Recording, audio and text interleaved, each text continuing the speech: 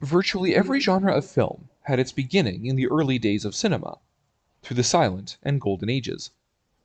But some genres, or subgenres, are inextricably bound to one era or another.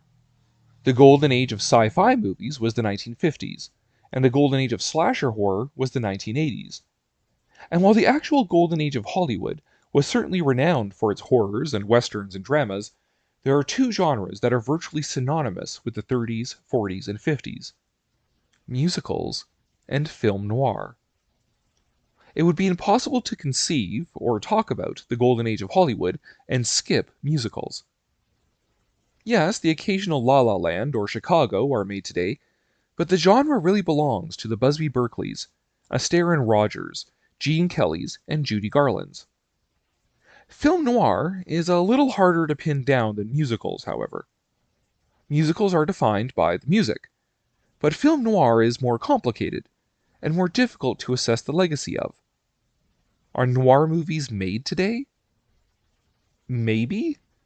It's probably more accurate to say that the principles of noir cinema have percolated and diffused into the general vocabulary of cinema itself. One of noir's most easily identified traits is its bold play of light and shadow, something it picked up from the influx of German expressionist directors in the years after the Nazis came to power. In fact, Fritz Lang's M is considered one of the first proto-noir films, if not fully noir. Lang, who is most well known for his Dr. Mabuse and Die Nibelungen films, as well as Metropolis, of course, crafted a drear, expressionist story in which Peter Lorre plays our protagonist, a psychologically tormented child killer being hunted by the police and mob alike. Lang would go on to direct many noirs in Hollywood, including 1945's Scarlet Street. Noir took the style of German expressionism from the fantastic to the urban, from supernatural monsters to the horrors of true crime. This shift then allowed the principles of expressionism to diffuse throughout Hollywood, enriching every conceivable genre in one way or another. In the context of noir, expressionism was employed to highlight the stark brutality of the inner city and the gritty crime drama. Though associated most frequently with the crime drama, noir was not always. Nor was every crime story a noir. 1930s gangster films like Little Caesar, The Public Enemy, and Scarface were antecedents more than actual noirs, and some even consider RKO's great Citizen Kane to be a noir in many respects, through Orson Welles' moody direction and its repellent subject matter. Noir was a mood, highlighted by the cinematography.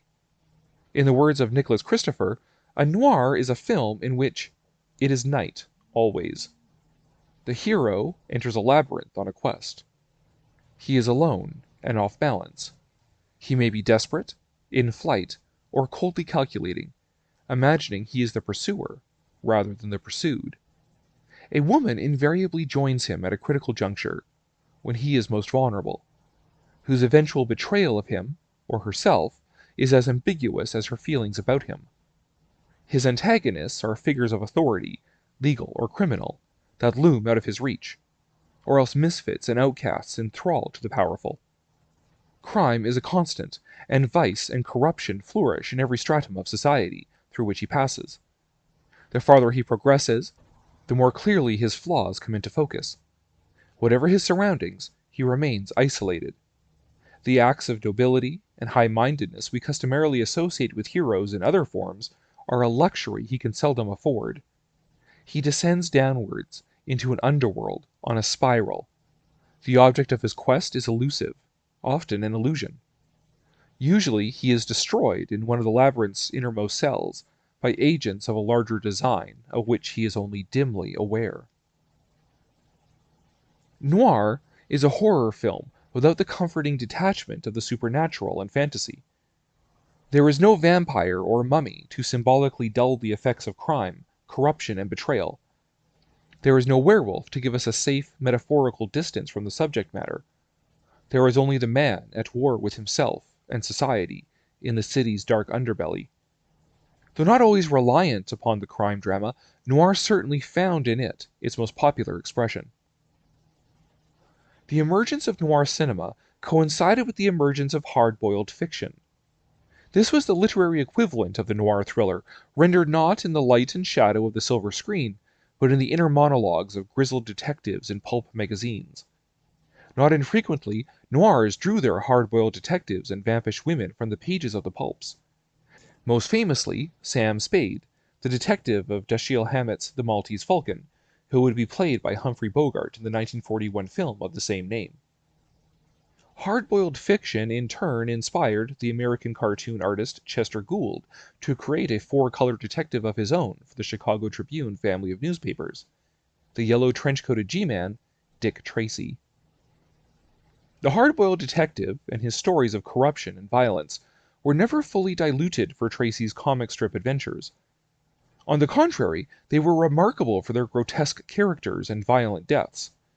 Gould reveled in the criminal element getting its comeuppance, the criminal hounded by the police until suffering an ignoble finale. He was also somewhat indifferent to the rights of the accused, and ready for the law to wield a heavy hand.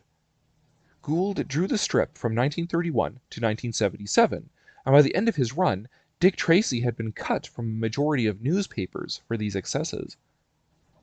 But during his popular heyday, Dick Tracy was a cross-media phenomenon. He first hit the radio airwaves in 1934, comic books in 1936, and the silver screen in 1937. Ralph Byrd starred as the titular detective in 4 Republic Pictures serials: Dick Tracy in 1937, Dick Tracy Returns in 1938, Dick Tracy's G-Men in 1939, and Dick Tracy vs. Crime Inc. in 1941. After that, the license was picked up by RKO Radio Pictures for another 4 feature films. The particularly brutal and obscene violence of the comic strip was left out of the films, creating a more wholesome counterpoint to the true noir pictures that filled out RKO's slate of B-movies.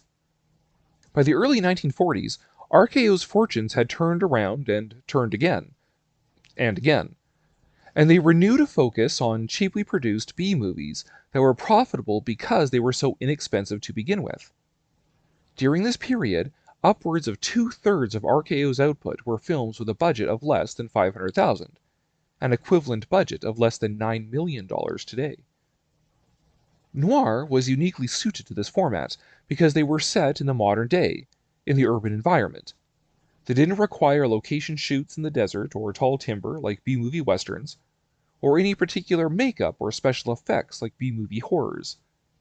Most of what made a noir what it was were the stories and the lighting. RKO is sometimes credited with the first true noir film. While it had antecedents and arguable prior claimants, 1940's Stranger on the Third Floor is considered to kick off the 1940s era of classic film noir.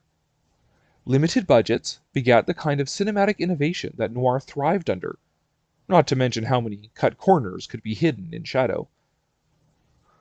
Though, typical for RKO, Stranger on the Third Floor also lost money at the box office.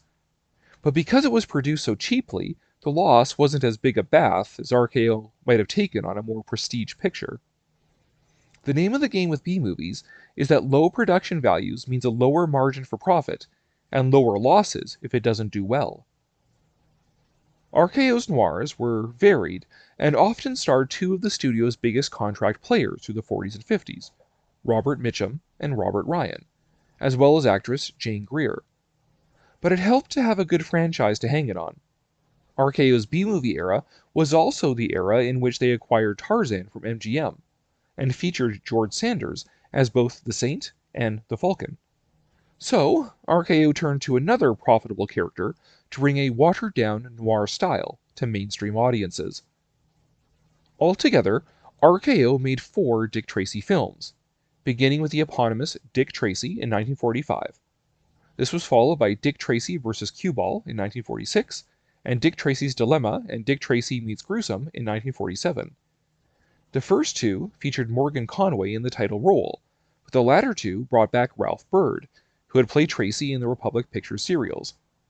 He was joined by the regular cast of Tracy supporters, Tess Trueheart, Pat Patton, Vitamin Flintheart, and Junior. Unfortunately, Tracy's most notorious and grotesque villains were nowhere to be found. No Big Boy Caprice, no Pruneface, no Flat Top, no Blank, no Brow. Instead, we get mostly less startling villains, like Splitface, the antagonist of the first Dick Tracy film, played by former wrestler Mike Mazurki, notable only for a scar across his face. The plot involves Splitface committing a series of grisly murders that appear unconnected and span ages, genders, and economic classes. It's up to Tracy to figure out the connection and thereby end Splitface's reign of terror. The next rogue was Cue Ball, who is bald. That's it. That's his gimmick. The crime is a deeply rooted conspiracy to steal diamonds. In Dick Tracy's Dilemma, the villain is the Claw, so called for his prosthetic hook. But the Claw himself might be a patsy in a larger insurance scheme surrounding fine furs. In this case, one of the major drivers of the story is Tracy's supercilious friend Vitamin being an insufferable git who tosses out a key witness and forgets to convey his message to Tracy. The final film's villain is the closest to something cool, none other than Boris Karloff himself as Gruesome. Not only is the material elevated by Karloff, as well as Universal Monsters regular Skeleton Nags as X-Ray, the assistant to the criminal mastermind behind the entire plot, but the story itself has a fun hook with a paralyzing gas that enables Gruesome to commit his crimes. Which is not to say that any of them are particularly great films by any means. They were successful enough for RKO to do 4 of them, but 4 was enough. For the viewer today, they are not particularly notable. Seldom are they as cartoonily creative as, say, the 1990 Dick Tracy film starring Warren Beatty, nor as purely noir as RKO's other productions.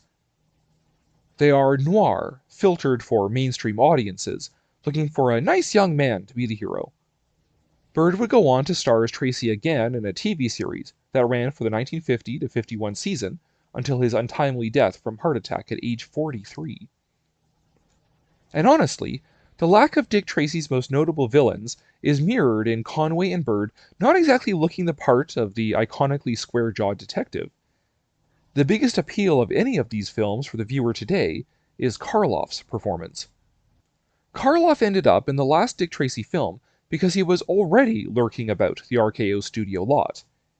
He was a regular in a series of incredibly atmospheric horror films whose B-movie status is belied by their artistry and sophistication.